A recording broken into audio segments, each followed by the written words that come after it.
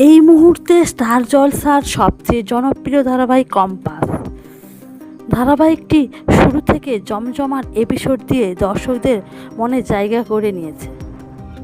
প্রথমে শুরুতে 2-3 সপ্তাহ দর্শক পছন্দ না করলেও পরে আস্তে আস্তে জমজমাট এপিসোড দিয়ে পছন্দের জায়গায় হয়ে উঠেছে কম্পাস। বলতে গেলে সন্ধ্যায় স্টার জলসার সবচেয়ে প্রিয় ধারাবাহিক কম্পাস। কম্পাসের শাশুড়ি বৌমার মিষ্টি সম্পর্ক এবং কম্পাসের বুদ্ধিমত্তা দর্শকদের মনে ধরেছে। তাই তো অনলাইন অফলাইন দুই জায়গায় কম্পাস আস্তে আস্তে অনেকটা এগিয়ে এসেছে। সম্প্রতি আগের পর্বে দেখা গেল মরণ ফাঁদে কম্পাস।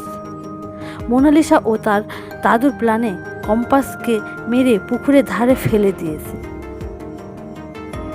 সেখানে কম্পাস নিজেকে বাঁচানোর জন্য উঠে আসলে পুকুরে আবার পড়ে যায়।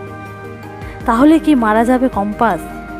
এদিকে মোনালিসাকে দেখে বিহান সন্দেহ করছে, তবে কি কম্পাস নিজেকেই বাঁচাবে নাকি বিহান এসে কম্পাসকে বাঁচাবে?